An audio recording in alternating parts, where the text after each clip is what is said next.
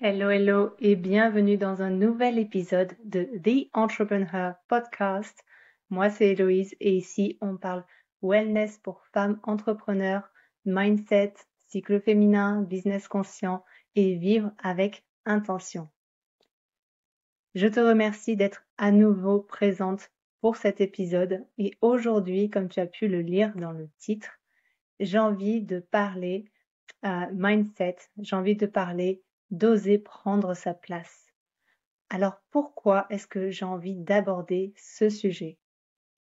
Tout simplement parce qu'à l'aube de la quarantaine et aussi suite à tout ce que j'ai vécu cette année comme souci de santé et comme séance de thérapie, eh bien il y a naturellement un processus de remise en question qui se met en place dans ma petite tête et, et je pense comme beaucoup de femmes que c'est quelque chose qui arrive très régulièrement quand on approche, voilà, comme je le disais, de la quarantaine. Et souvent on se dit que l'on a le temps, que l'on peut remettre les choses à plus tard. Mais crois-moi que quand tu te sens à deux doigts de clamser, même si c'est pas cliniquement le cas, et que tu refais le film de ta vie en te demandant si tu es satisfaite de la manière dont tu as show up, si ça t'arrivait, j'ai envie de te poser cette question: est-ce que la réponse à cette question te satisferait? Parce que personnellement, ma réponse à moi, elle ne m'a pas plu du tout, mais vraiment pas. Et pourtant, je vis une bonne vie, une vie agréable, où je suis bien entourée, où j'ai la chance de pouvoir jouir de mes journées. Alors qu'est-ce qui cloche? Et pour être franche, j'en ai discuté à cœur ouvert avec une amie du même âge que moi, il n'y a pas si longtemps. Une amie qui a une vie différente de la mienne et qui a elle aussi traversé des tempêtes personnelles et professionnelles cette année. Et le constat était le même, d'où forcément mon désir d'amener ce sujet sur le podcast. D'ailleurs, si tu es dans la même tranche d'âge que moi et que tu vois tes couples d'amis, par exemple, se séparer autour de toi, il est possible que tu te demandes ce qui leur prend. Et je ne sais pas pour toi, mais moi, la crise de la quarantaine, je me souviens en avoir déjà entendu parler quand j'étais plus jeune, et j'étais loin de comprendre le comment du pourquoi à cette époque. Les femmes, il faut le savoir, nous, on vit par cycle de 7 ans. Et il paraît qu'en fait, la phase de 35-42 ans, c'est une sorte de passage spirituel qui va venir te pousser au réalignement. Et d'après les témoignages d'autres femmes que j'ai pu lire, nombreuses sont celles qui, comme moi, comme mon amie, comme peut-être toi également, vivent des tourments lors de ces 7 années. Et ça peut être des tourments de toutes sortes, hein, des tourments financiers, amoureux, des soucis de santé. Bref, tu te prends une grande claque dans la figure sur beaucoup de plans, a priori, pour beaucoup d'entre nous dans cette période-là.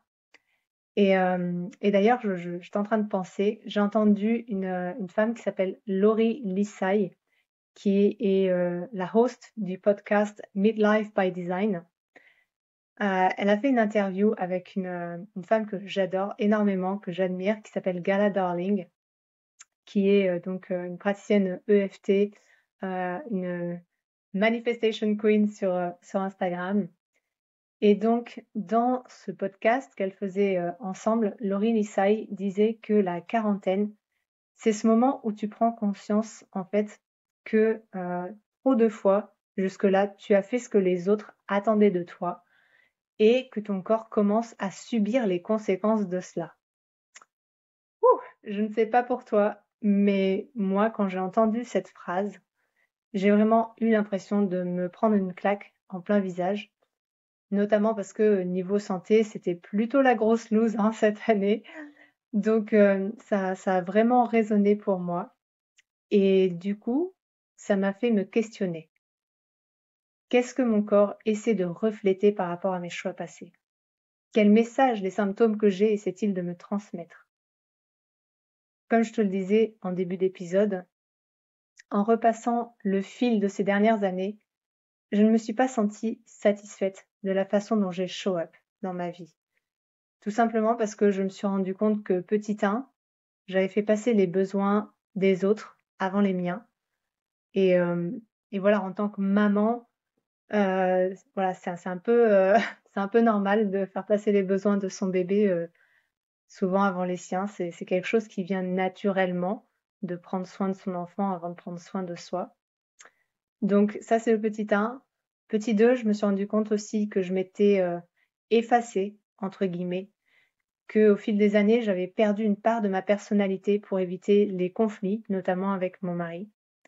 Parce que voilà, déjà gérer gérer les enfants, c'est une chose, gérer en plus le mari, c'est une autre et du coup, j'avais vraiment l'impression d'avoir mis de côté une partie de moi qui est plus, vindicative, on va dire, pour éviter un petit peu, bah, voilà, les situations, de conflit, pour permettre que notre relation soit beaucoup plus, smooth et heu et voilà.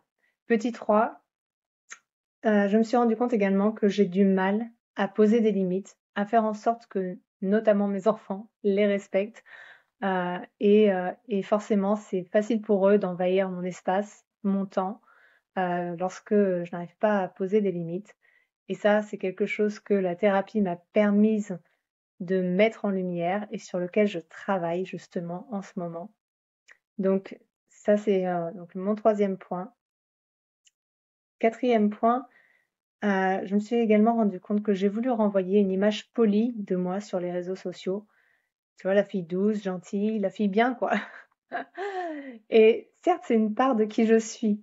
C'est très vrai, je suis quelqu'un de très gentil, je suis quelqu'un de très douce, mais c'est seulement une part. Et c'est la part, comme je disais un petit peu tout à l'heure sur mon deuxième point, c'est la part de moi qui a un peu peur des conflits et qui essaye en fait d'être lisse pour que tout le monde m'apprécie. C'est la part de moi qui est la people pleaser, mais c'est pas la part de moi qui est capable d'être agressive, qui est capable d'être euh, pardon, qui est capable un petit peu d'être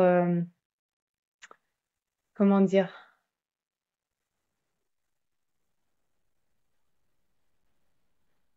qui est capable d'être humiliante, voire méchante par moment, qui est capable d'être en colère, qui est capable de faire face à certaines situations et d'être ironique, d'être satirique.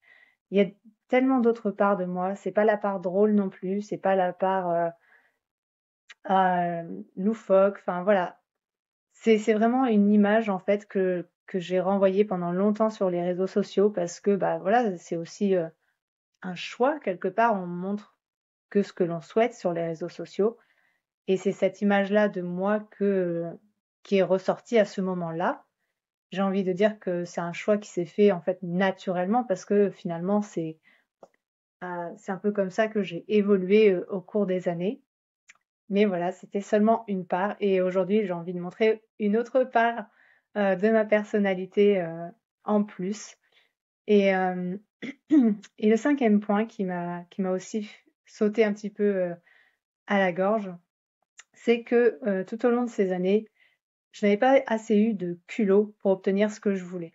Genre, je vais donner un exemple bateau, hein, c'est pas du tout un exemple que j'ai vécu, mais il y a des mecs avec moins de compétences que toi ou moi qui n'ont pas froid aux yeux de se présenter à un poste, voilà, haut gradé où ils n'ont pas forcément justement, bah, toutes les compétences et qui pourtant, bah, ils vont au culot et ça marche et ils l'obtiennent et c'est cool pour eux, tant mieux pour eux. Mais je trouve qu'on est très peu, par exemple, de femmes à oser faire ce genre de choses.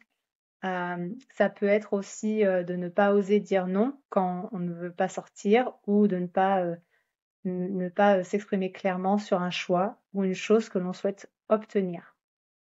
Donc ça, c'est vraiment des exemples, voilà, que je peux te donner de choses que j'ai vécues ou pas, où je me suis dit: «Mais en fait, je me suis pas, je me suis pas sorti les doigts du» pardon, mais pour l'expression, mais je me suis pas sorti les doigts du cul et j'ai pas eu le culot, en fait, heu, d'oser finalement, voilà, me lancer, alors que plus jeune, ça m'est arrivé bah, d'agir plutôt justement par culot et ça a amené des opportunités à moi qui étaient très très cool.